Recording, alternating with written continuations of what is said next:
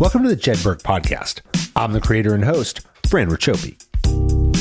Each episode, I speak with transformative leaders, visionaries, drivers of change, and those dedicated to winning no matter the challenge. The Jedburgh podcast is founded in a lineage of the special operations Jedburgh teams of the past and is produced in partnership with Talent War Group, a management consulting and executive search firm focused on helping you optimize the people side of your business.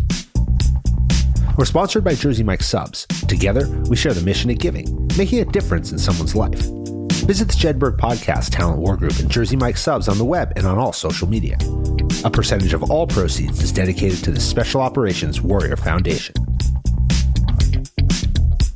He told us that for 20 years he'd been going to therapy to treat his PTSD, and that was the best therapy that he'd ever had. So from that moment, we began thinking we can take one more person on board. A worst case scenario, make a new friend. And we left thinking that this is something immensely powerful. We have the ability to proliferate, and then we got to thinking how we can do that.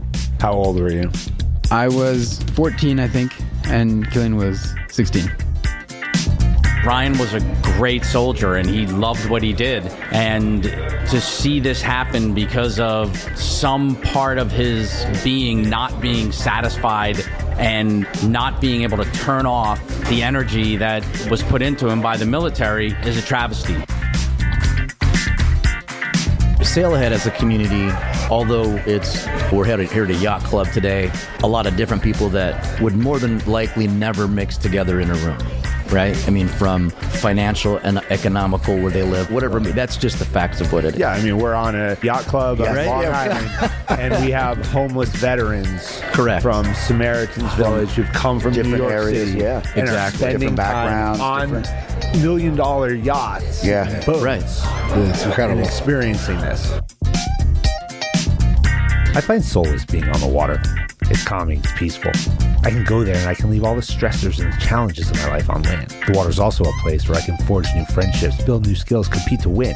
Or sometimes I might even just jump in the water with a bunch of Marines and Rangers I met. SailAhead's a veteran service organization that's changed my life. They gave me purpose when I thought little existed. They welcomed me when I felt isolated and without a team. And they stuck by me when it seemed like the world wanted nothing more than to destroy me. SailAhead not only welcomed me, but they welcomed my family, my friends, and my fellow veterans. For this episode, I took my family and my friends and fellow veterans across Long Island Sound on the boat to Centerport Yacht Club for SailAhead's annual event. We had over 150 people, almost 40 boats, and veterans spanning conflicts from World War II through today. I sat down with Kilian, Sean, and Jenny Duclay, who started SailAhead when they were just kids, to bring veterans the healing power of the water, raise awareness for PTS and veteran suicide, and honor our mates, the 219 veterans who die by suicide every 10 days, minus one, of course, the one that SailAhead saves. I also shared an emotional moment with the Day family, my family's very best friends. Their son Ryan served as an Army Ranger, deployed multiple times to Afghanistan, went in the Army because I told him to, and died by suicide as he struggled with the emotional toll endless conflict takes on our nation's most courageous special operators. Finally, I talked community and the oath we have to each other with a group of Army Rangers who never sailed before joining SailAhead, but now find strength in numbers and with the acceptance that we all struggle in our post-military life. It's on each of us to be there for the others in both the good and the bad. Take a listen on your favorite podcast platform. Watch the full video version of our day sailing on Long Island Sound on YouTube. Subscribe to us and follow Jedburgh Podcast on all social media. And learn more about SailAhead at sailahead.org. Follow them on social media at SailAhead. It's time to stop veteran suicide. It's time to remove the stigmas around mental health. It's time to not only bring awareness, but to actually take a stand and do something. It's time to accept and acknowledge that it's okay to not be okay. And it's time to sail ahead together. Kilian, Sean, Jenny, welcome to the Jedburgh Podcast. Thank you for having us. Great to be Well, here. Jenny, you're always in the Jedburgh Yes, Podcast. I've always in wanted to some say way that. or another. This is an honor to be on the other side of the camera, so thank you. Always trying to figure out a way to get on. But And now Found she's it. made we it. joke, but we couldn't do it without you. Thank you. Kilian, Sean, first time on the Jedburgh Podcast. Yes. But certainly we've been close for a long time.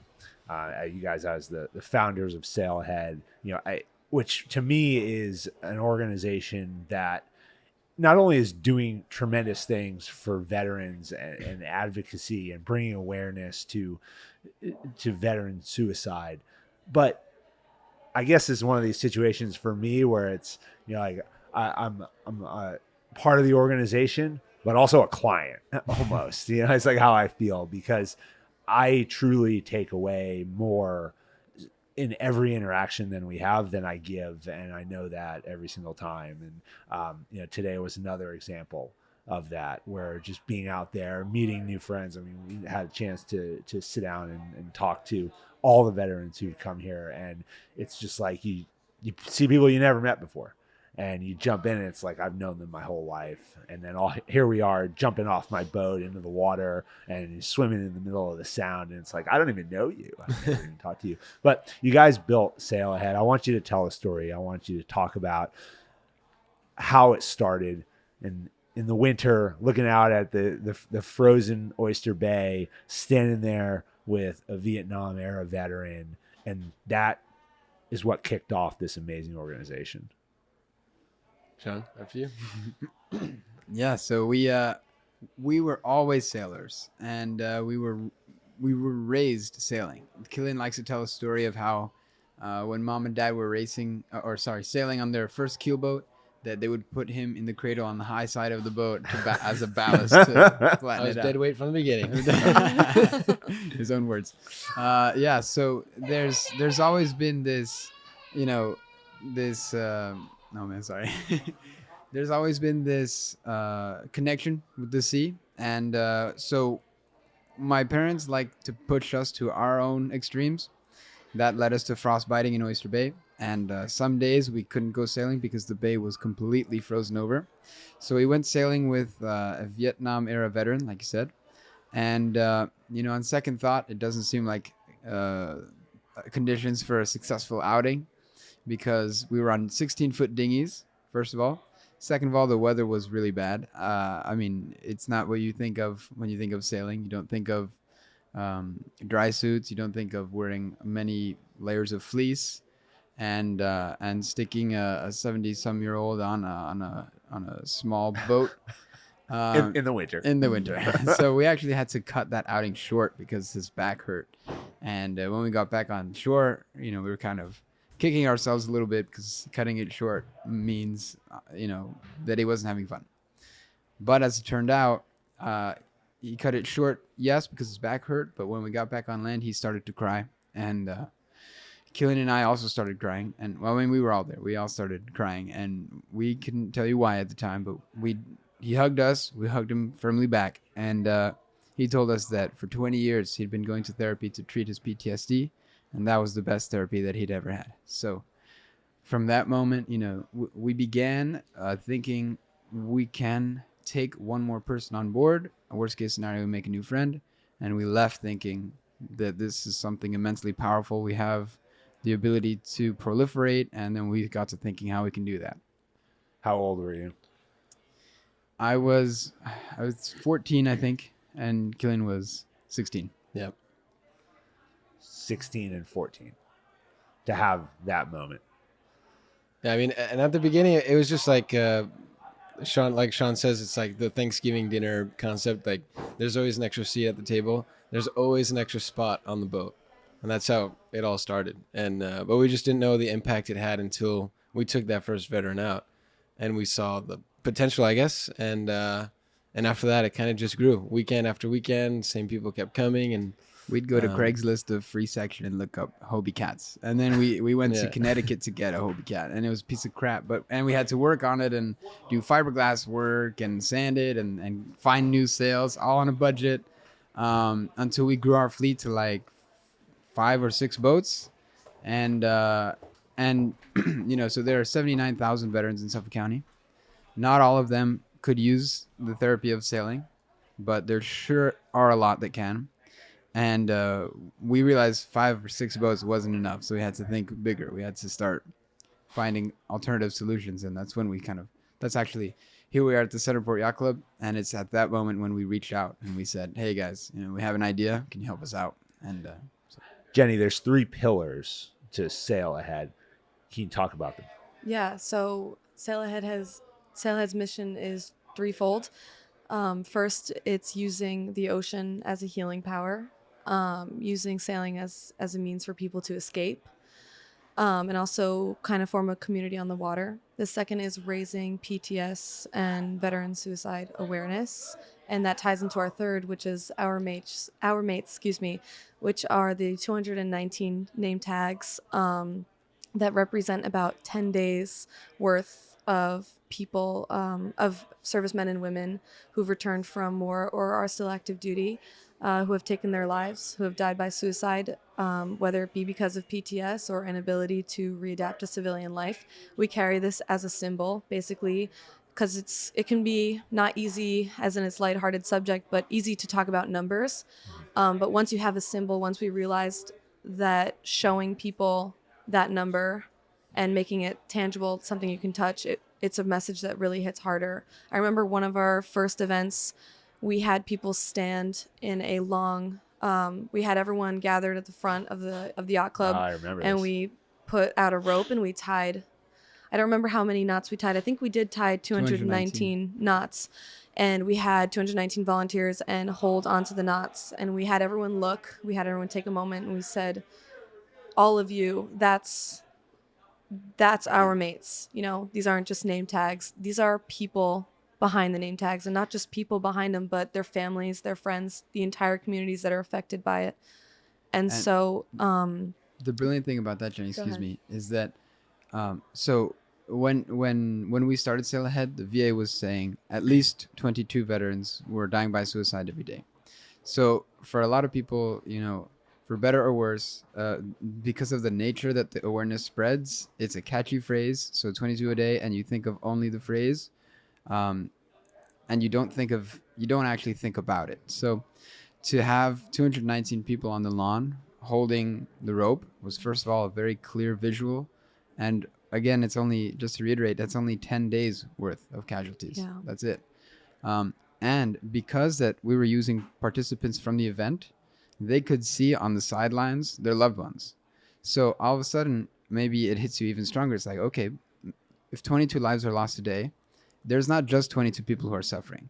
They each have two parents. They each have maybe a wife, a daughter. So all of a sudden, the suffering isn't 22. The suffering is 100 a day or 200 a day. So at least, yeah. Yeah, and to have those connections between the people in the middle holding the rope and the people on the side, for us, was a way to like, you know, to show that, yeah, this is actually what we mean when we say 22 a day. There's been a ton, for lack of a better term, just an absolute influx of support that has come into the organization, especially from the area. You mentioned we're here at Centerport Yacht Club, and very gracious of them to give us their common area here to be able to have these conversations. But talk for a minute about that support and how important it is that we have yacht clubs, we have skippers, we have boat owners who are willing to come, dedicate their time, dedicate their boat, and take people out. I mean, in this, you know, we've got to be real about, you know, the situation that we have here in an event like this, is that you have people with, you know, $1 million sailboats who are taking out homeless veterans. Yeah, I mean, I can say that was part of our inspiration to start, was looking out into the bays and seeing all these boats not really being used.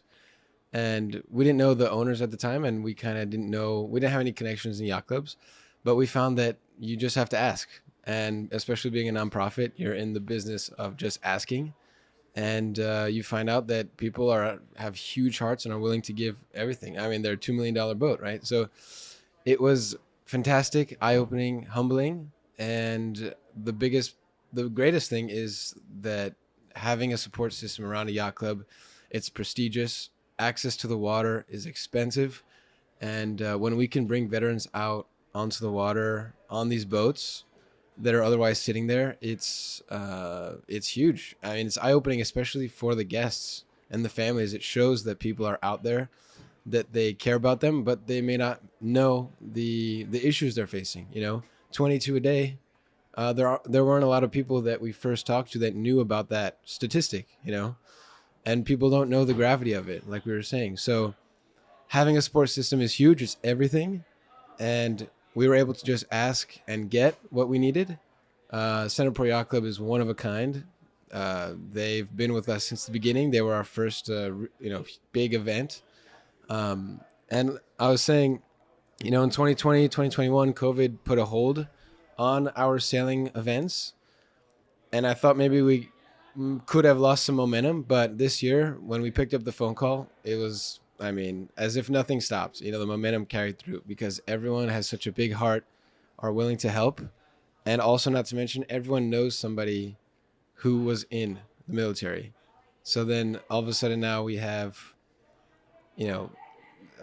members that are bringing friends as crew, that are veterans as well. So it's very humbling. It's awesome. There's a positive way forward. It's very optimistic. But there's still a lot of work, obviously, still to be had, And obviously, like, one thing about asking is you'll often get way more no's than yeses, or not even a no, but, a delay or some sort of like skepticism. Kilian and Sean were very young. When I'm 2 years younger than Sean, so I was even younger, but they were always at the forefront. And I remember like them coming back, like looking down, like, another no. So again, shout out Centerport Yacht Club. Thank you for trusting us. But I was going to say, can you share the story about let me tell you how we got Centerport Yacht Club. At the time, we were, I think, 17 and 15. And this is a nice yacht club, a lot of members here, nice boats. Knock on their door. Say, hello. Just show up. Yeah. My name is Kilian. This is my brother Sean. We're 17 and 15 years old. And we would like to use your facilities, your yacht club, your members, your boats, your dime, your time. And you have and hamburgers personnel. in the fridge. Maybe. Yeah. To basically take veteran sailing. Yeah. And they said yes. We asked twice, but they said yes. And there wasn't any pushback. And look, we're 6 years out. If I remember, there was pushback, and it's funny because sailors notoriously like to drink, right? And so we said we wanted this to be a dry event. Oh, the bar's closed. I've watched many people come in here and be dejected walking. So this is the sixth year, and people still try to go to the bar. So it's hardwired. And that at first we were like, no bar. They were like, okay, wait, what? And they like did double take, like, what, no bar? So, but that it's a minor thing. If anything would go the opposite way, they would be like, all right, yes, we'll do this, no problem, but keep, no more than 30 boats, let's say. And we're like, and Tom Herring at the time was the Commodore, and we said, hey, Tom, we actually have 40 boats this year. Which we were close to today. Yeah, 36. Yeah. And the goal this year was 25. So it's always more than we because than going we back think. to like the community, our numbers, we always shoot low so that we can keep it under control, let's say, and manage it easier. But we always have way more boats and way more veterans that want to come out. And that just goes to show you the kind of community out here. I was talking to a guy today who was on Jason Mull's boat, Hussar, and Jason's just retired as an Army major. And I asked him how he got involved.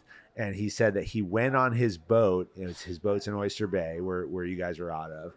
And there was a sandbag and a flyer. No way. Yes. Is that how we met him? That is No way. so. I was actually going to say that story, like going back to. I think that was your idea. I don't know. I think it was honestly my dad's idea because we were at a point where we were like, we need, how do we get people to basically say yes? How do you get people to believe in us and trust in us? And I believe it was my dad who was like, put sand in a Ziploc bag and a flyer and just go around on one of the ribs, go around and just throw them on boats, and hopefully people have, the good heart and intention to call us back and everything. So yeah, we started off at OBMC. We did an interview with Don Riley. So we were right out of OBMC, and we started out from there a few years ago. And we were just throwing sandbags at boats. I'm surprised no one stopped us. No one stopped us. No one looked suspicious. They were in a rib just going around. That throwing looks things sketchy. at boats. And it worked. It looked so suspicious. and it And worked. again, Well, it's that's how we met Jason, I guess. Yeah. It's the I four of don't know us. about that, but yeah. We honestly looked like a bunch of teens who had nothing better to do, but we were desperately Throwing finding. rocks in Yeah, boats. we were desperately looking for volunteers, and honestly, I didn't realize that's how Jason Mull. Well, found us. I found you when I was at NYU, and you guys had put a flyer in their newsletter, and then it said, if you're interested in sailing and you're a veteran, we have this organization. And then I immediately called, and I left your dad a message, and he called me back, and this is the interesting part of the story, which actually I think I want to kind of tell here, because so your dad calls me, and you're French, right? And your dad has a heavy French accent. And he's telling me about this veteran service organization for U.S. veterans, and it took me so long to try to like figure out why is this French guy talking to me about helping American veterans until I started putting the story together. But I think that's actually really cool, and if you take it kind of full circle, because Jenny joined us 6-8 months ago now, almost a year. Almost a year unofficially, and then 6 months ago officially. And working on the podcast, and that's because your parents came to the house. Yeah. Shortly after we moved in, and it was asking how it was going. I was like, well, I need help with production and social media. And your dad's like, oh, well, Jenny will do it. Yeah, that's the spirit. Me. Yeah. And we've built this since, and it's been awesome. And we wouldn't be where we are today if it wasn't for your help and your involvement with the podcast. But thanks. The cool part, and now we get you on the other side of the camera and the microphone. Is great. I'm liking it here. This is a comfortable seat. I'll be the producer soon. There you go. But the great part about Operation Jedburgh was the fact that the Jedburghs jumped into occupied France to arm and equip the French resistance to combat the Germans. Yeah. And here we are with a French-run veteran service organization. You just sat down with a bunch of, like some of our favorite people are retired U.S. Army Rangers and even active. And like, my dad is definitely, he's the one who encouraged us to throw sandbags at boats. So he's very like a mindset of whatever it takes and everything. But he's also my parents both taught us like how to be like emotional and make connections and everything. I think that's the driving force, is like the passion and everything. And when we started going out to Tacoma, to do our event with 75th Ranger Regiment, with the 75th Ranger Regiment to honor Ryan James Day, we realized how much like connection we actually have with these people, because with U.S. Army Rangers, because of our connection to France, because we're French American. And like Sean's a history major, so he can tell you more in detail. But last time we went to France, we specifically went to Pointe-du-Hoc, so to the Normandy beaches, and we gathered some sand and we gathered a rock in a little jar, and we've gifted it to some U.S. Army Rangers. And like, to me, it was like, yeah, this is a cool rock from north of France. Like, there's some history to it. And like some, I've seen some Rangers like tear up or cry from it. And it hits you hard when you don't really realize the connection that you have. And so, no, we're not the most American family, but, we recognize that like emotional connection to it. And I think a lot of people in France are extremely appreciative of U.S. Army Rangers. Every time we mention that we're in contact with, or we help, or we're actively in contact with U.S. Army Rangers, like there's this pride, even in France. So it's quite easy. It's quite seamless. In every town square in France, you have a memorial to La Grande Guerre, World War II, right? And every town, doesn't matter if it's got 4 people or if it's Paris. And so we're always cognizant of that. And then in some parts of France, they've preserved the scars that the earth took during those battles. So we went to Normandy, we went to Pointe-du-Hoc, and these are giant holes. And there's a song that always comes to my mind whenever someone says like, why are you guys doing this? It always comes to my mind. And the lyric is, some kid from Georgia came to die in Normandy. And it's like, that's very much the mindset in France. It's very, especially older generations, very thankful. And our great grandpa absolutely had PTSD.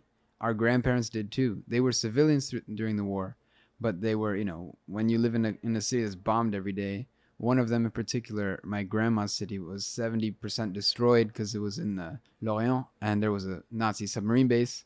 So they couldn't destroy the base, so they destroyed the town. And so she had PTSD. So my dad grew up firsthand with it, and we were like tertiarily or secondarily exposed to it. And so the thought too is that the same way the Centerport Yacht Club loves tradition and says that it's the 75th year that they're in existence, and SailAhead has become part of their tradition. These are the same regiments that did the impossible, and if you take the spirits, the soul of like Carl, who's a buddy we have in common, who was in 275. If you just move the cursor back, but you take Carl in a time machine, he would have been one of those people. So it's kind of like an eternal thankfulness, you know. And it doesn't matter that Carl wasn't actually in Normandy. What matters is what he's gone through and like what he stands for, and we deeply appreciate that, because then we don't have to do that. Yeah. A lot, and one thing too is a lot of people ask Kilian and Sean throughout the years, like, "Oh, what branch of military are you serving in?" Or like, "What, you know, Boy Scouts. Yeah, what are you, a Boy Scout or anything like that?" And you know, no, because, and it's been reinforced throughout the years and through everyone we meet. You know, we always say like, no, because we think that you don't have to have first of all, you know, you don't have to have a label to help. We're not looking for anyone with any specific credentials. It's just, are you willing to help? And usually people are, once they understand. And then secondly, there's a fight that needs to be fought here, on the receiving end. And so, you know, even me, people will say like, "Oh, are you interested in joining the military?" Quite frankly, no, it's never really crossed my mind. But I think also a huge reason for that is like, you know, I really enjoy being on the receiving end, being like us being a point of contact for people to reach out to. And it could be a heavy subject. I was 12 when we started, so it's been a heavy subject, but it's kind of, in a good way, gotten deeper and deeper for me every year. I just, you know, I'm 21 now, and we lost a lot of our mates, but you know, Michael Blanco is the son of Bruce Blanco, who is our escort from Post 1244. So this morning, a bunch of riders from Post 1244 came to our house and escorted us with the mates all the way to Centerport Yacht Club. They do that every year. And his son, Michael, was 19 when he took his life. And as you know, when I was younger, I was like, wow, that's crazy. That's so much older than me, but still very young. And now I'm past that age. And so it gets harder and harder every year in a different way, because you get older and older, but we lost them at the same age. And so our answer is always no, we don't want to join the military. We want to be here on the other end. We don't want to join the military. That will never go away. Because we have work to do. Yeah. For them.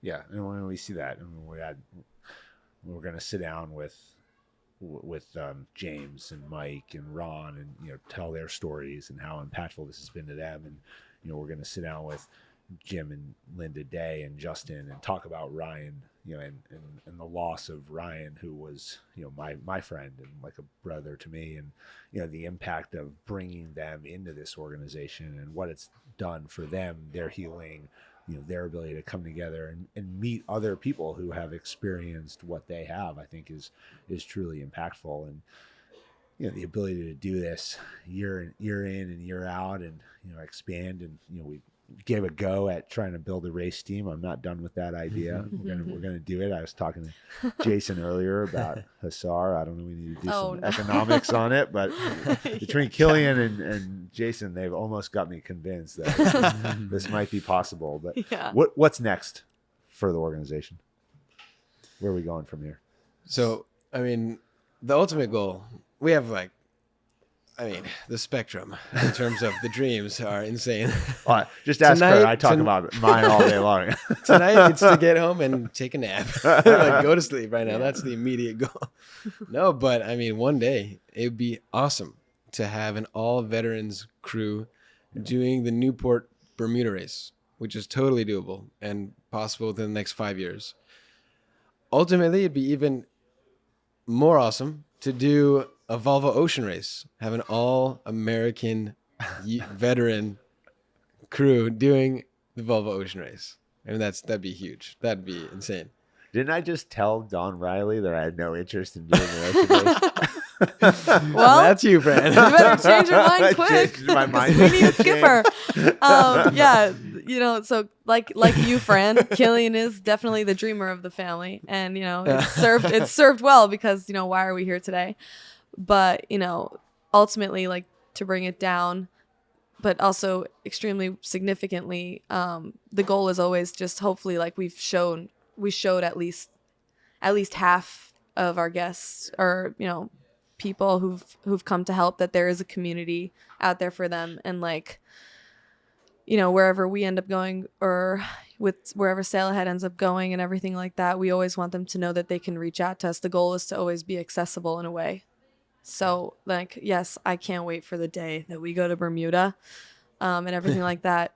But, like, an immediate goal is just, spreading that awareness and making sure people understand that they're not alone. I would say that one goal that's very real and possible in the near future is, and that's something that Sean and I share, is, we're a family of 6. We can't take all veterans out sailing, and we can't organize events all the time in every state, taking people out sailing.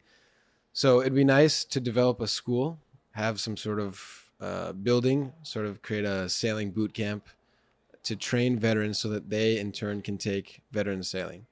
Sean and I, we could do the work to get boats, but we need people to sail those boats. And so, training skippers, veterans to be skippers would be huge, because civilian skippers can only relate so much to veterans, and access to the water is so expensive. So if we can train people to be the skippers, give them boats, create this sort of boot camp environment, which, by the way, military love that whole concept. That's totally doable and something that we want to do in the near future. Sorry, Kilian. Good. To go back to what you said earlier about community, there's very like a pragmatic approach to reaching out to people like the Centerport Yacht Club. It's that we can't, and nor do we necessarily want to be the ones that like take a lot of veterans sailing at one time. So we have the good fortune of living in a county that's very veteran friendly and pro, like, empowering VSOs. So our Suffolk County executive has a history of like giving land to like a VSO in particular, Warrior Ranch Foundation, and there they can put horses and they can house veterans, and that's where they do their programs. And we have talked with him, and we said, what if we wanted like, a barracks where we can a training where we can basically, the idea would be you like take a mini Oak Cliff almost. You take someone who's at risk or not doing well from wherever in the country, and through corporate partnerships, we're able to buy them a ticket the next day, just evacuate them from the rut, just completely extract them from that atmosphere. They are in a sailing school that's, hopefully run by other veterans. And the idea is suddenly they're surrounded by comrades. And after maybe a week of some classroom instruction, some sailing, whatever, at the end of the week, either there's an offshore race that they participate in, or there's a cruise. So they can go from, say, Oyster Bay to Providence or Newport and back. And this is sort of their test. And if they pass it, they can graduate. And then when they graduate, they get a certificate. And then camp is over. But the point is that we've extracted them from this rut. They have learned something real. They've gone through something real with other people who are sharing it with them. And they're empowered. It's not, we don't just want to take someone for a boat ride. We want them to gain a new perspective on life. Like, you kind of touched on it earlier. When these boats are so expensive, they're exclusionary to the vast majority of people. Long Island is an island with 7 million people living on it, and I guarantee there are not that many sailors. Yeah. So how do we make this more accessible? And it turns out we have good supporters, and it's a very real possibility that we can start something like this sailing school program. And so that's definitely one thing. Kilian's always been the racer. You know that very well, I think. Yeah. So Kilian definitely has his racing aspirations. But next year, we're going to resume. We have an event in Tacoma that we did 3 years, 2017 until the pandemic. We're also going to the Panhandle next year, I think September, to host an event like this down there. And we're going to resume all of our New York events as well, including hopefully finding you a good racing boat. Yeah. So well, guys, we got a lot of work to do. Yeah. So you just made that list tremendously bigger. Yeah, definitely. We'll be flying the podcast. And everything you said is absolutely 100% true. It's 100% why this organization is so impactful and why sailing is impactful. And again, I mentioned, we talked about it with Don Riley, but it is something that when you're a veteran, one of the things you forget about so many times is the camaraderie that you lose. And what sailing does is it brings you back, it builds that community, it puts you in a competitive environment, and it teaches you a new skill. And if you heard so many of the veterans, you heard Ron talk about it today, you hear a lot of people talk about the fact that they get out, they're all, whether they're excited to get out or not, you don't think about these 2 or 3 things. One, who's my tribe? Who's my team? Who are the like-minded people? How am I going to keep myself occupied? And how am I going to replicate this competitive environment that I lost? Because we joke all the time, you're always being assessed, especially in special operations. And then one day you wake up and it's all gone. Well, I will tell you that SailAhead gave that to me. It continues to. I'm so honored to be a part of the organization, to be your friend. And I look forward to all of the things that you have mentioned. We're just going to have to make a plan. Yeah. I don't think we're going to be able to do them all What at Kilian once. doesn't emphasize is that you're going to be the skipper. Right? No, he was looking at me like, all these We- ideas you're going to have to need figure you. out. Fran to do knows. it. Fran So knows. yeah, Yeah. no, I get it. I understand. Yeah. So, and we've got a lot of work to do. We do. So Yes. we have a lot of work to do Yeah, because we're absolutely. taking this podcast places. Always. So, Yeah. well, thanks guys. I appreciate it. Awesome day here today. Yeah. Can't wait for the next one. And I've always wanted to say, if I may, thank you guys so much for joining us. And also, thank you for having us. I appreciate it. Yeah. This is Oh, Fran I'm gonna be Racioppi out of it signing now. off. Thank you so much, All right, Fran. Yeah, thanks. thank you. Yeah, thank you, That's Fran. awesome. Thanks, Jenny.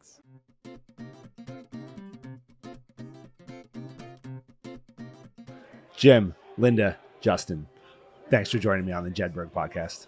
Of course. Thank you. No problem. Special day.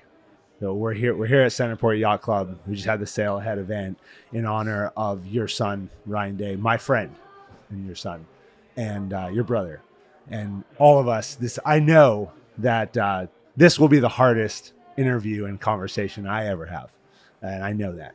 Sure. But it's important because we have to do it, and we have to do it not only to remember Ryan and honor his legacy and what he meant to all of us, but also do it so that others stand up to make sure that this never happens again. And Jim, in a second, I'll ask you to talk about the speech that you gave today Sure. in front of everybody here, which was truly impactful when we want to talk about how do we stop this? Because bringing awareness is the first step. And that's what we're here for. And now collectively, me, my brothers and sisters who were veterans owe it to each other, and the broader community owes it to take care of people who've given so much to our country and to everybody else. And so I know it's a lot to bring upon all of us, but I am very thankful. And for most people who don't know, that our relationship goes back a long way, and you were the first people we met when we lived in Colorado and moved to our new house, and your house was toilet papered. And I showed up. You stole Linda's story. but I thought bullets were going to come flying out of your hands. And I was like, wow, this might be a neighborhood I fit in. Yeah, exactly. But that's kind of where it started. But I want to kind of start with today. And so, Jim, if you could talk for a second about your thoughts on Ryan, this event, and what brings you here. Of course. First off, you were a mentor of Ryan's, and we know that. So that's going to make this, like you said, even more emotional. Your influence on him is more impactful than you probably know. So we appreciated that and helping to kind of drive his decision to pursue the military, and we don't regret a moment of his decision there. But today was about taking the stigma away from mental health awareness. And the good news is more and more organizations are arriving on the scene to help. We've got the 988 mental health hotline that's now national in nature. But today was about, for me, it's always personal. I'm always trying to tie the story together so that people who don't have to experience what I experienced learn what it's like to be on the wrong end of this equation with veteran suicide.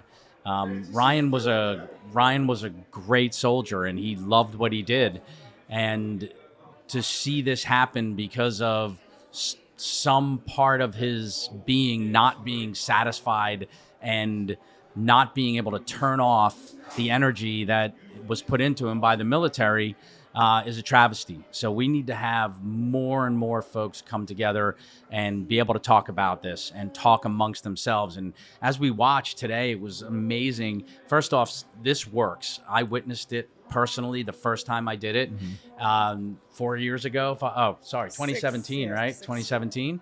And it was immersive for me and therapeutic. So I watched these soldiers go out and they forget their troubles, and they're out there on the water and they're enjoying every moment of it. And it's an amazing feeling to watch. So I think, SailAhead has a mission here that they're fulfilling, and I'm happy to be a part of it.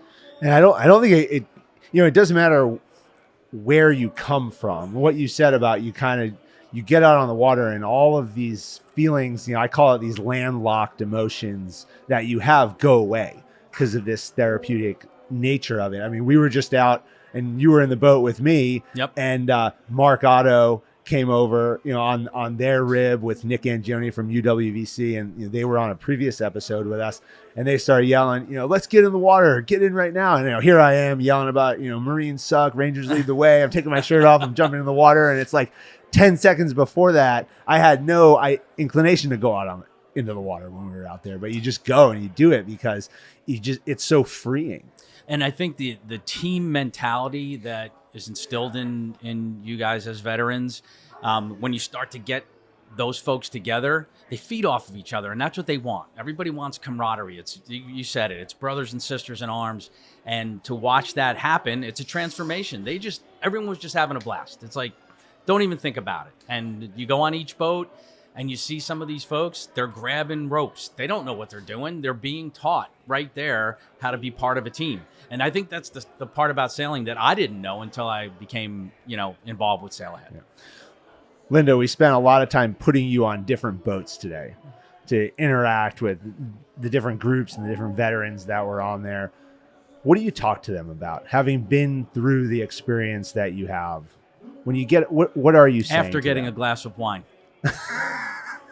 Or two, and that's okay, fine. That's fine. It's supposed to be a non-drinking event. Don't give away my secrets. But honestly, the first thing, the one and only thing I really have to say is thank you.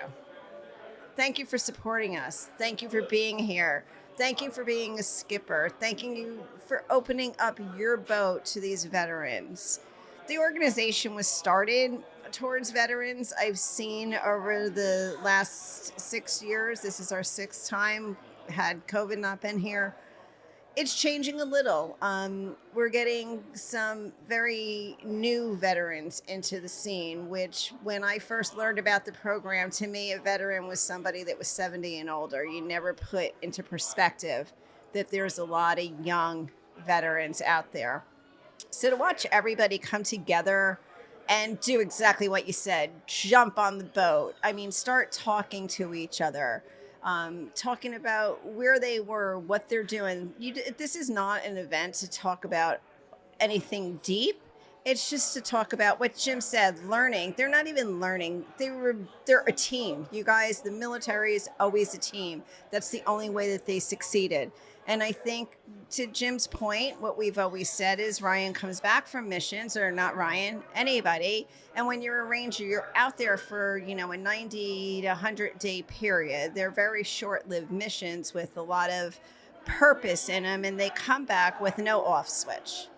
And this, now that we have the veterans that have retired, there's some still active, I still think that they need that. Their switch really never goes off. And sometimes when it does go off, it leads them to a place that I think Ron just found himself at. And it was very touching. And I was so proud of listening to Ron's story today, talking about something very deep, hard, something he didn't know was within him, how he was kind of failing within the last 5 days, and he did find the inner strength because of camaraderie, because of there being a team, love, passion, and saying, come on, get out here. So that's what I found most impactful to talk about. And I watched people talk to my husband or talk to me or talk to Ron about the speeches and the experiences we've had as well. Well, he talked about the community, and you build these communities in various aspects of your life. And when you build them so that you have people who identify with you and think like you, and really importantly, for times when you need somebody. And the stronger those communities are, the stronger those bonds are, then the faster somebody can identify when things aren't right, or when you can identify when things aren't right with somebody else. Justin, I'm gonna put you on the spot. Let's do it. So your brother was a mentor to you. Most definitely. You yes. have since we lost him, you've become close with a number of his friends from the military and learned about this kind of whole other side. Yeah. What is it about that group that strikes you, having not had the level of exposure until after we lost him? I think it's the brotherhood. It's the camaraderie. They have their back no matter what. I mean, I see them going to places, and my brother was a Ranger, second bat. And if he mentions that to anybody and there's another Ranger in the room, they will be buddies and they'll be attached at the hip no matter what. They will never leave their side. I mean, they don't need no introduction. That's it. If you're a Ranger, they're like already brothers. grappling out here on the lawn. They're grabbing each other, they're wrestling, they're kicking each other Carrying around. each other like around that on their today. back. Yeah, they're just telling stories, and I think it's just the brotherhood that's amazing to me to see that, because they go in knowing nobody, they don't know what the heck they're getting into, and they meet these people that just change their life, good or bad, but like I said, they'll stick with them no matter what. Jim, you talked about Ryan today, and you talked about honoring the memory and the point at which you come to realize that we live with it. Yep. Were the words that you said. Can you talk more about what does that phrase mean, we live with it? So, I mean, it's personal to me because it's the ongoing journey. This never ends. Once you have experienced great loss like we have, it just manifests itself differently. And as time goes on, what you have to do is learn to live with it. There is no other choice. I said it in my speech. I think that's the most important thing to take away, is that the alternative is not the alternative, right? If you're not living, you're dead. And that is not what anybody wants. It's not what your loved one wants. So the idea for me is, how do you put this into perspective that you can go on? You have to be there for others. Community is probably the best word to use, right? Because we're all in a community of support together. And as long as you take your voice and put it towards helping that community, you will always have something to go do to help drive you forward. And that's really the key. You have to have something that drives you forward. It's easy to fall into the pit of emotion that comes with loss. It's what you do with it after it happens. And the one thing I really appreciate is when you sat me down and we were down at the Jersey Shore, and you're like, hey, when you're ready, you've got to meet these people. This is an organization, and this is SailAhead I'm talking about, and the Duclay family. You said when you're ready, you've got to meet these folks. And you left it at that. You didn't like drill me and say, come on, you got to do it. You just said, you've got to meet these people. And once I did, it was this. And I felt like I could keep Ryan's memory alive by being out here and putting myself out there. I mean, I owe him more than that. So if all I have to do is pour out my emotions in an honest way, I'm going to do it. And as long as more people can say his name and know who he is, and they come back, and everybody, it's amazing. We were gone 2 years, and I had people coming up to me going, are you going to speak today, and everything else. I mean, that's all I need to hear. So, yeah. Linda, Jim also talked about the concept of it's okay to not be okay, which is something that I've spoken a lot about in various groups that I talked to, we've talked about it a lot on the podcast, on a number of them, because of this stigma that Jim mentioned. And, people think if you're a veteran or you're in special forces or special operations, or now, if you're a man, now, you're male, you have to be okay, shrug it off. From a mother's perspective, and with of 3 boys, which as I have 1, so having 3 I can't imagine. But I feel like I have 4 now. yeah. With Adrian, it's like 4. But what does that concept mean to you? It's okay to not be okay, but there's different ways to look at that. I'm not on the end of the person who is going through something bad, where they need to hear it's okay to not be okay, to keep them focused and for them to find the help support systems they need. For me as a mother, and like Jim said in his speech, the first thing I said to my husband was, we're still a family. We're a different family. Justin was 18 years old. Evan was 9 years old.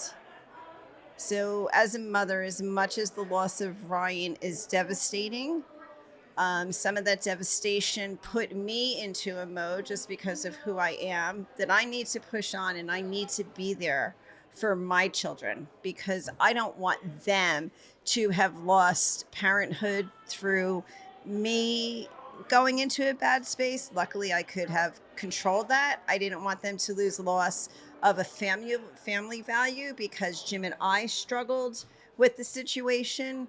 So my first thing was, we're still a family. We're a different family. The other thing for me was, Jim and I have been together and married 34 years. Love each other dearly. We are 100% opposites, and we handle our emotions 100% oppositely. So I've never noticed. It's 35 years, and I got it right. Just saying. Well, I was talking with Ryan now. So that was, for me, putting things into perspective kept me from being in that bad place, having to move on, having to keep our relationship alive, wanting to. And one of the biggest things is respect. And I knew that it was going to be a bumpy road on how Jim grieves is different than how I grieve. I'll grieve one day, he'll grieve another day, we'll grieve together. And we both, I think, just without saying the words, knew it was okay to not be okay. And we both respected each other when we were in a down place, a negative place, a different perspective. No judgment. To me, it's okay to not be okay, because you can move on and appreciate each other and respect each other for how they're feeling at the moment. Yeah. Justin, when you think about your dad talked about the memories and coming to the point where you can look at the memories and be happy again and not think about the loss as much as you think about the gift that was the time with Ryan. Sure. What's the biggest thing you remember? I think the biggest thing I remember is just how much of a goofball he was. He was so smart. I mean, he did IB in high school. He would always get clowned for being a nerd. I was always clowning for that, but I think it was just how much of a goofball he was. And then at the polar opposite, he was just hard-headed and ready to do anything and ready to go after anything. And yeah, it was just the drive and ambition mixed in with the playful happiness. Yeah. I remember when he'd come to the house and be like, I don't know what I want to do. I think I'm going to be a Navy SEAL. And I'm like, hell no. You can go in the military, but you're not going to be a Navy SEAL. Now I'll get phone calls from all the Navy SEAls. Yeah, now the thing he couldn't do in the Navy SEALs, he was training and he didn't know what to train with, and he got that Navy SEALs manual. Yeah. And he was doing that hypoxic swimming, and yeah, he didn't know. He was like pushing a piece of plywood through the water. Man. There was did not know how to swim. Yeah, he was not. She's not a strong swimmer. Justin had a good point. He was hard-headed. So to the point that I used to say when he was a little kid, you could hit him over the head with a cast iron skillet and he would be like this. And Justin would be like, cast iron skillet. Yeah, he was tough. He was tough. He was tough from day one. Well, he served our country honorably, and he was a great son and brother and friend, and somewhere between a son and a brother to me. Good. So Sure. I enjoyed every minute that I had with him and the time that we have with you, and so thankful that you guys were able to make it out here this week for this and spend time at our house and with our family again. And we always cherish those times, a couple of times a year when we get to do it. So, and thanks for coming and sitting down with me here and sharing this moment and this event and Ryan's life with me. Of course. And thank you, because Jim talks about what a mentor you were to Ryan. You and Jen were a mentor to Jim and I, knowing what we were up against with our son joining the military, and you were always there for us. So thank you for doing that, for being there to support us and hold our hand along the way. And Thank you. if we can stop one person from taking their lives here, folks, I'm talking to the cameras now on purpose. That is the goal. Reach out for help. Open your mouth. Make friends in the community so that they know when you're not doing well, and be comfortable raising your hand and getting someone to talk to. It's really about that. I mean, it's the connection. This isolation that we've had for the last few years is devastating to mental health. So now that we can get back together, let's do it and let's spend time. And that's the most important thing. It's Thank time. you. Thank you. Thank you, Fran. Thanks.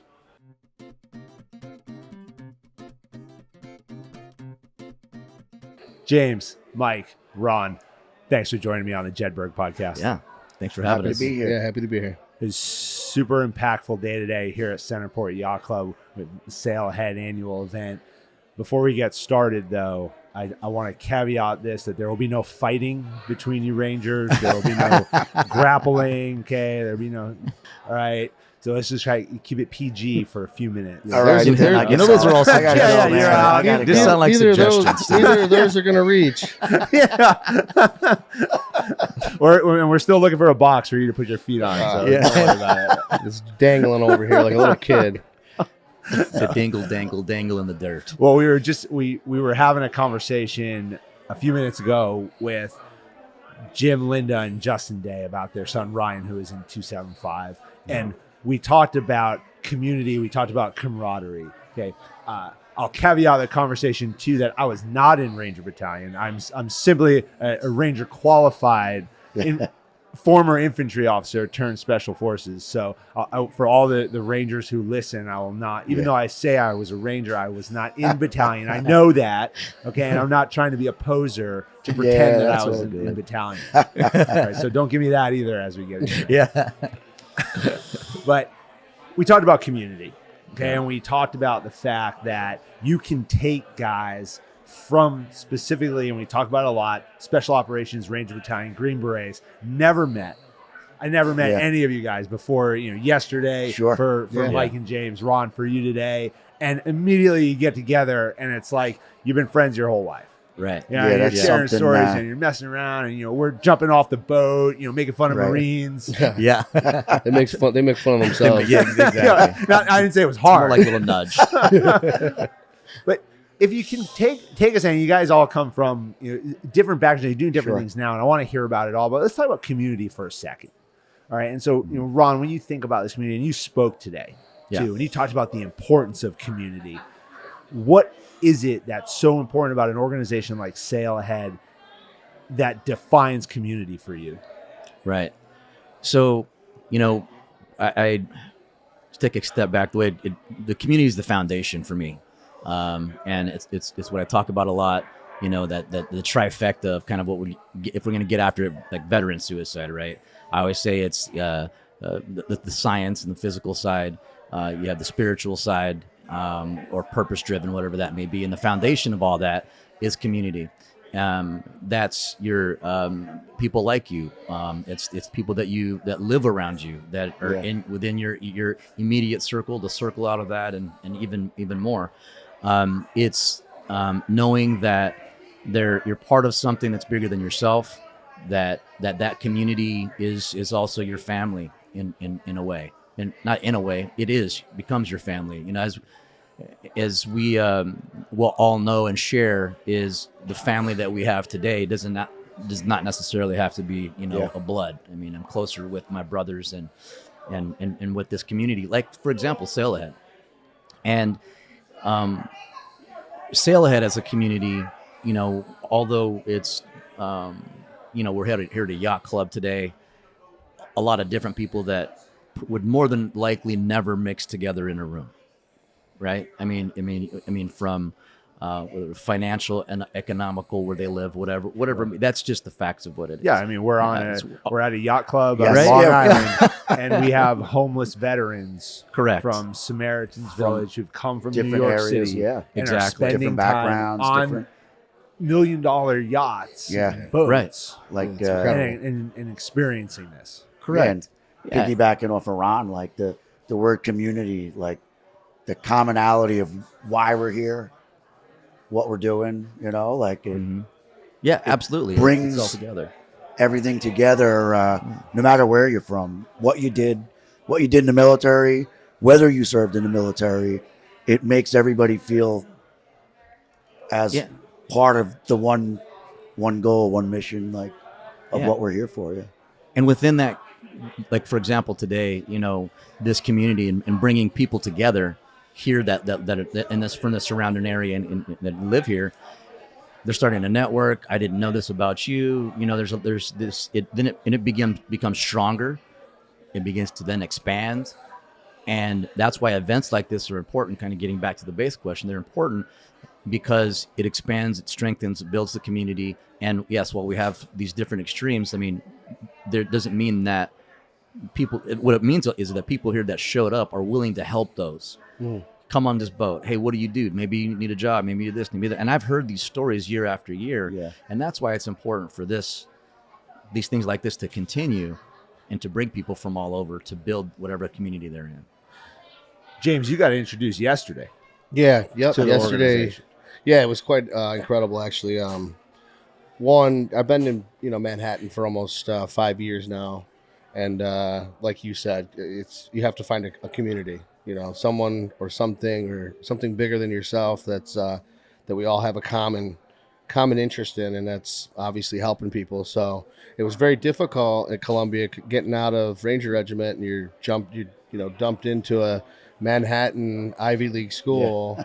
And you're like, the first thing you'd look for is the guy with the tattoos and the beard that doesn't belong here. Because you're like, that's going to be my community right there. And that's where it started. And we had 50 Rangers or so at Columbia University. And now being able to be introduced to you and your family and your friends that are doing something special. You guys are doing something above and beyond yourselves. And it's absolutely incredible. And I appreciate it. Talk about your journey for a bit. So, I have a because it's not like you just you just decided, hey, I'm going to go to Columbia. Now I'm working at J.P. Morgan Chase, but you got shot in Afghanistan and woke up 4 days later at Walter Reed. Yeah. So I think it's kind of crazy. I think people. You didn't think I knew that either because we didn't talk about it. No, people talk. Yeah, so I mean, I'll even go back further than that. I mean, I think that we're all bred a little bit differently. Even the people that didn't serve but are now serving us. In a different aspect mentally, giving us an outlet to find a path on our own. But, my mother went to prison for prostitution. My father went to prison for heroin. I was in a foster home for several years. I couldn't read till I was 8, so it was everything was always against me. But there was something that I channeled inside of me. And everywhere I went, every group that I was a part of, a football team, a basketball team, we had a common interest. We had commonality, so when I joined the service at 20, my fourth deployment, I got shot by a sniper in 2010 in Kandahar. laying on that rooftop. I thought it was like 3 days that had already passed. It was probably 5 minutes. You hear the big roar of the medic scream, and you're like, you don't want to be that dude. You don't ever want to hear that, period, on target. But, my medic didn't make it to me. He got shot by the same sniper and ended up dying. So after that, it was like, I got off that rooftop. I've got a chest wound. I'm going in and out of shock, and my boys, my community, came to my rescue. Yeah. They put me on a bird. They flew me to Kandahar City, and next thing I know, I'm in an operating room, which I thought was messed up because this woman started cutting my pants off me. I had no underwear on. I was like, what are you doing? I'm not even like, like this is rude. So, from there, I was in a drug-induced coma for about 3 days. I woke up at Walter Reed, barely hanging on to my arm, and my mom was there, my father was there. And that's how I got involved with some of these nonprofits. Was they were helping my family come see me and take care of me. They were flying Rangers down to Walter Reed to stay a week with me because I needed my community there. I didn't have anyone there. So, from there, I spent 2 years and 4 months in rehabilitation on my arm. I had 12 surgeries. But I was 23 years old when I got shot. I was 25 when I was making it back to regiment. It was like, I got to go back one more time. Why? I don't know, but I got it. So I wasn't doing much. I was like working an S4 shop job, and I was kind of like just feeling sorry about myself. And so I changed my MOS to a 68 Tango, which is a vet tech, and I ended up getting the canine section to send me to the canine course so I could handle a dog too, and provide the only vet tech, dog medic, so to say, on at regiment. And there was only like 2 of us prior to that, so it was it was barely an MOS. So deployed one last time, and then I got a phone call from a Ranger buddy. It was like, how would you like to go to Columbia? And I'm like, I'm already a bottle of Jameson in, and I'm like, I don't think that's going to happen anytime soon, man. So he's actually a 2-7 guy, Jeremiah Wagner. I don't know if you know him. Yeah, so I got connected with him, and he kind of introduced me to the Collegiate Access Program, and they walked me through, like, this is how you do an application. This is the reference types you need. This is the resume stuff that you need to put together. This is the essay. He was living in California, and they sent him all my stuff. He proofread it all for me and helped me out, helped me prep for my interview. And then I drove up there for a week. Was at Cornell at the Warrior Scholar Project for a week. And then I drove to Columbia University and did my exam up there, had the interview the same day, and then flew back to Georgia. And I was like, shit, man. I was like, I'll probably never hear back from them, right? My story wasn't good enough, and they looked at me and were like, man, he's dumb. So anyways, I got a call back. Ended up studying financial economics there. Did some nonprofit stuff with the guys, but I wasn't involved as much as I wanted to be. And then I graduated in May of 2021 and got offered a job at the investment bank through another Ranger, Sergeant Israel, who was he was actually one of my RIP instructors. He messaged me on LinkedIn and said, I see you have a finance degree from Columbia. Do you want me to put you in contact with one of my friends from JP Morgan? Yes. I said, yes. Well, I like numbers, and I heard they do all right. So I had an interview. That was on a Saturday. I had the 3 interviews that next week, Tuesday, Wednesday, Thursday. And then, 2 weeks, a week and a half later, they offered me the job. So that's awesome. Nice. Yeah. Sorry if I took so much time. No, that's great. Yeah. No, that's community right there, baby. That's it. Crazy, right? That's it. I mean, those connections that people make. I mean, that's what it's about. But I wouldn't have made those connections if I hadn't gone to Lead the Way. If I hadn't gone to the Warrior Scholar Project. If I hadn't been here sitting with you guys today. If I hadn't, taken the time just to have a conversation. Yeah. Right. Mike, you're working with Lead the Way. Yeah. Now, and you're a firefighter. Talk about the organization, what they're doing. Okay, so in 2007, Jimmy Regan was a team leader in 3rd Ranger Battalion and was killed in Iraq. And his family, his mother and father, Jim and Mary, and close friends of Jimmy's and close family decided they wanted to do something that would honor and give more and create something out of what happened to Jimmy and make other people's lives better. So they started, initially they had this run down on the West Side Highway. It was called the Rundown Heroes Highway. Yeah. And that's how I was introduced to the Regans. I showed up at the first run they did, introduced myself to Jim and said I was a former Ranger from 275 and what can I do? How can I be a part of this? And, just from me just starting to show up at stuff, and eventually they were like, we want you to do more. And I was able to do a lot more for the organization, like meeting Rangers, whether they're down in Walter Reed or different places or guys that come into New York.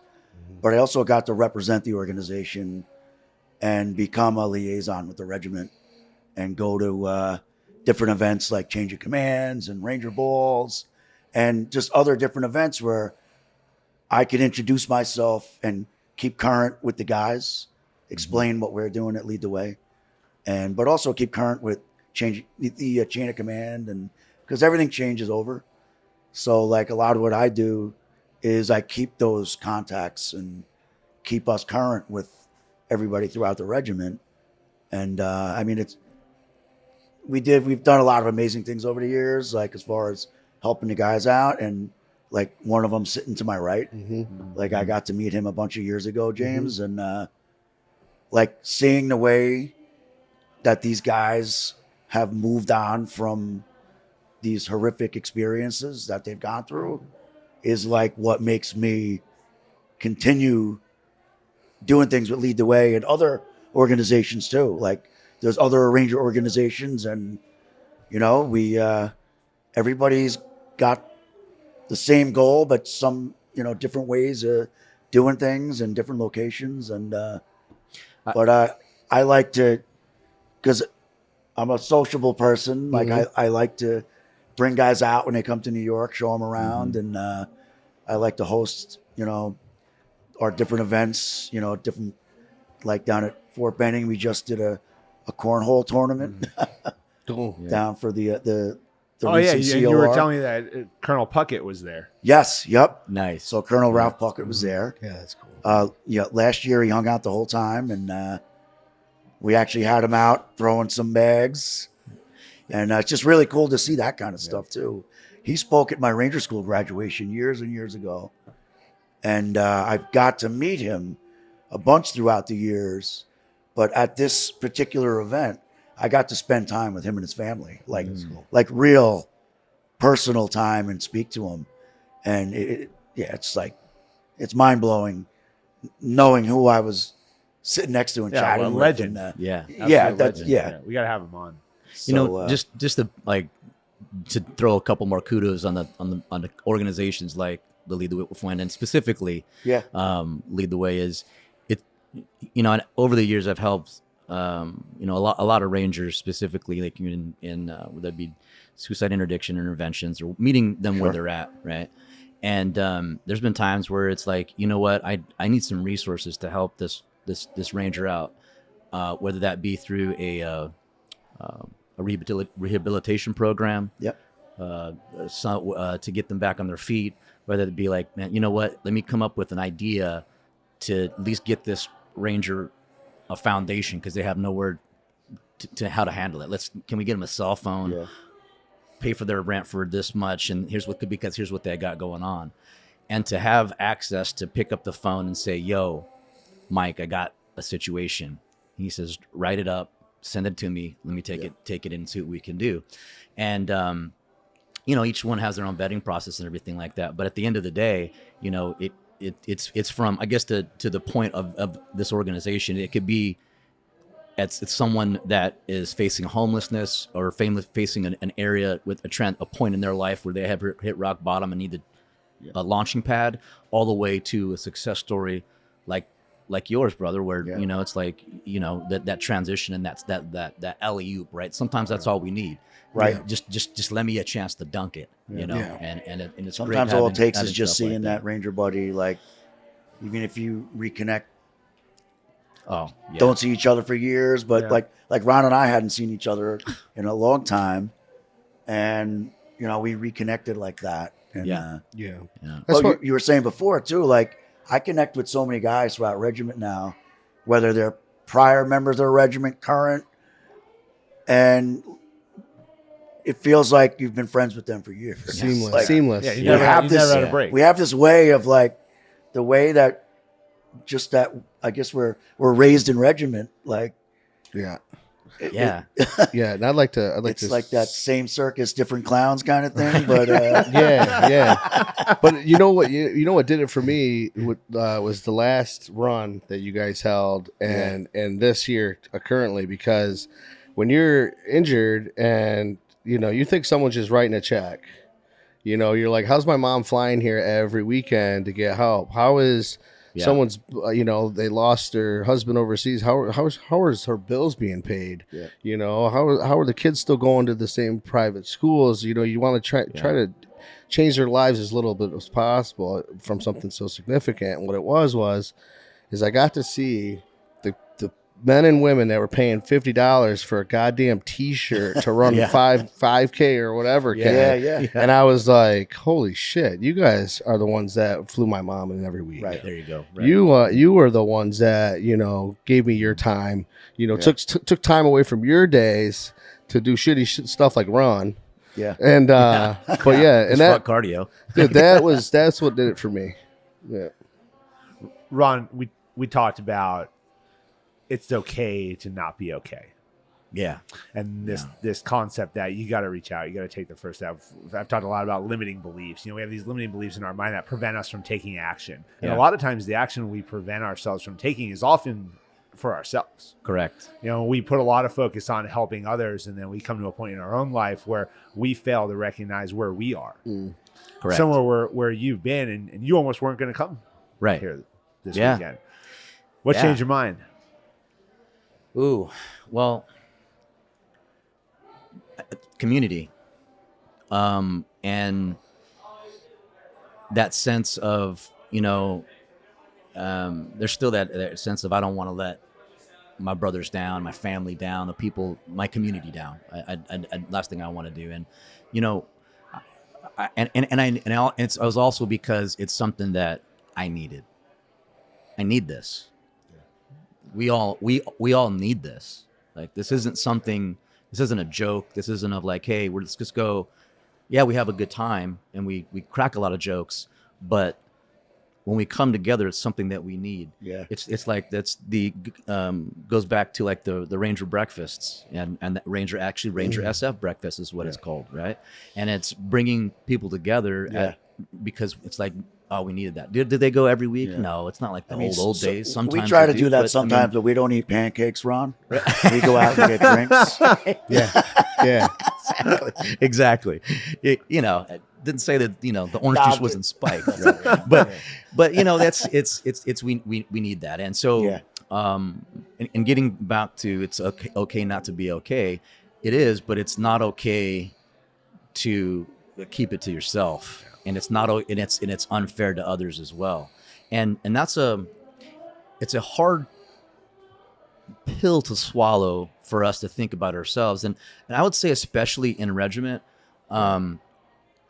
because the mindset for us is it's a little bit different than SF, for example, right? I mean, it's not like just a team of us; it's a squad, platoons, companies, but it's a lot of moving parts, and I was watching Jericho. He said it the best, I think, is when he said that the regiment taught me that they don't give a shit about us, right? Jericho? But we care. Denman, yeah. Dude, I love that guy. I haven't seen him in forever. Yeah, and he's something to the effect of that. Our job is to obviously put the Ranger mission first, make sure the mission is accomplished, but looking out for one another. Looking out for the other person. That's your job, is to look, fuck me. It doesn't matter about me. Yeah. What's the first thing when we get hurt? I'm sorry. I let the team down. That's immediately what comes to mind, right? So those team ability for Rangers is rated super high. That's all we know. Yeah. Like one of the top characters. It was taught at the very birthing of and baptism. To earn that scroll, whether it be rip or rasp, is you're not shit without that other person. Yeah. You know, it's not like you're on this individual journey. It doesn't work that way. Where's your ranger buddy? Why'd you let him do that? Yeah. Right. Yeah, and you absolutely, get fucked up for something your buddy did. Yeah. Yeah, but I think that they were taking care of the weapon, but they weren't taking care of the person behind the weapon. 100%. Right. And that's why we were that much closer, even if we had never spent a day with one another, but we went in and cleared that room together. It would be like, you know, I know he's going to be there for me when I need him, regardless. Right. Whether I got this weapon in my hand or not. But the Army as a whole probably doesn't. Yeah. You know, but you guys always did. That's why you guys are sitting here today. You don't even think about it too. A lot of times, there's guys that you legitimately don't even like. Right. You know what I mean? You're like, I don't even like this guy. Right. And then, but you're willing to follow that guy into a room and take a bullet for that guy, or save his life and do whatever you have to do to make sure that guy comes home, and then go back at the end of the mission and be like, I fucking hate this guy.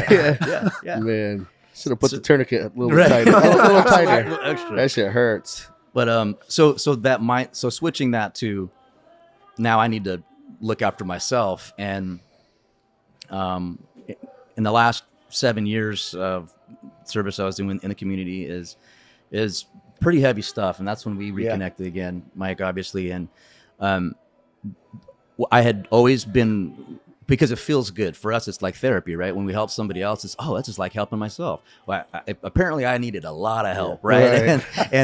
And so that also the more I understand about chemistry and science and the way our brains work is that was that feel good, right? I got the dopamine, serotonin, all those things were pumping for me in a different way.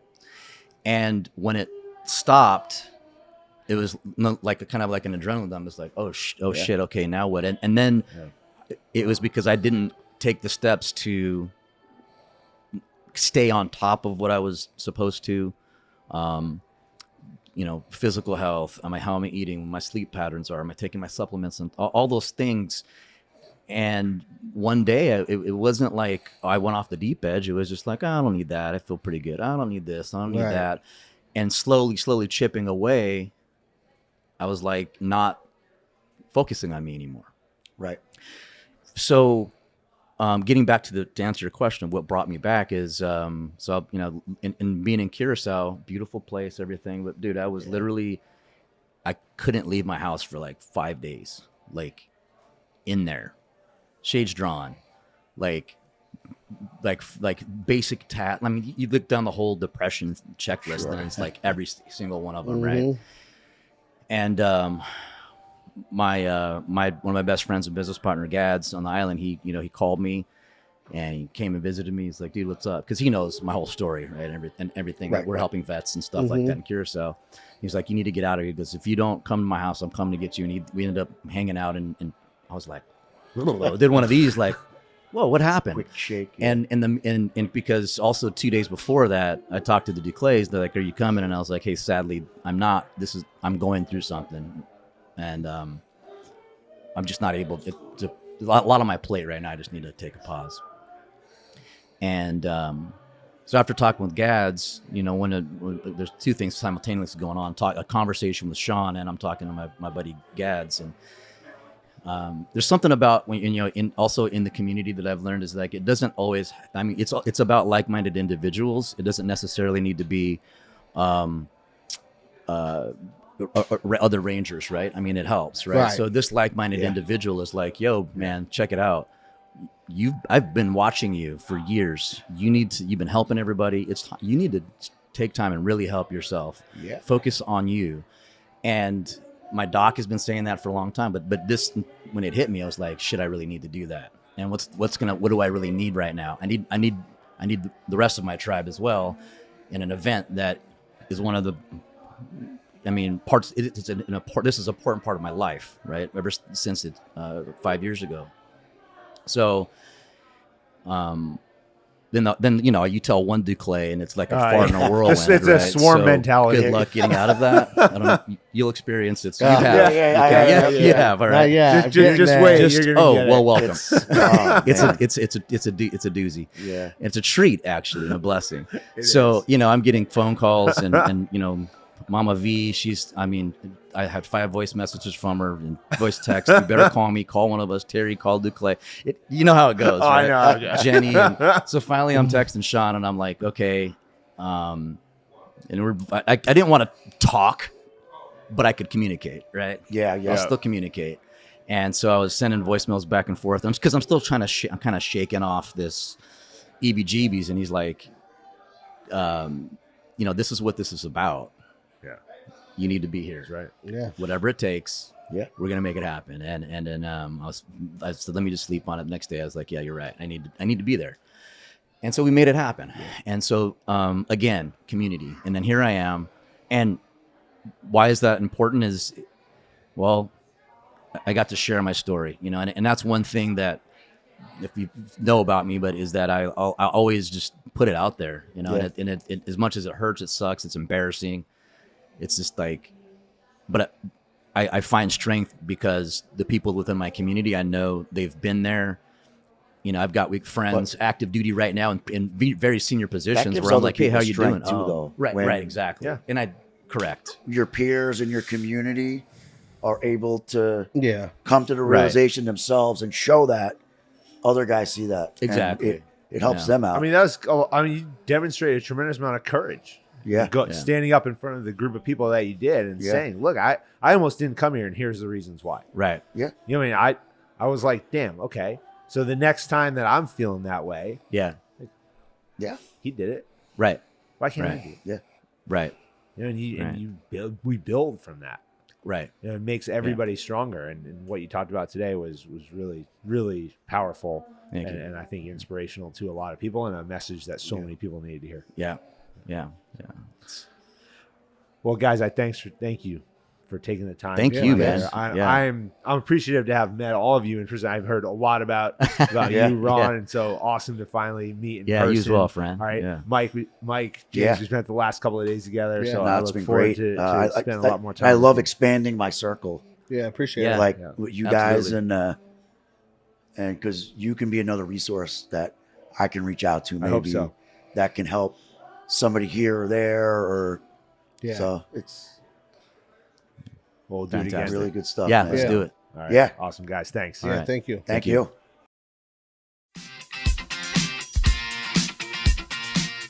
American Jedburghs went out to form the foundation of the United States Special Forces and the Special Activities Directorate of the Central Intelligence Agency.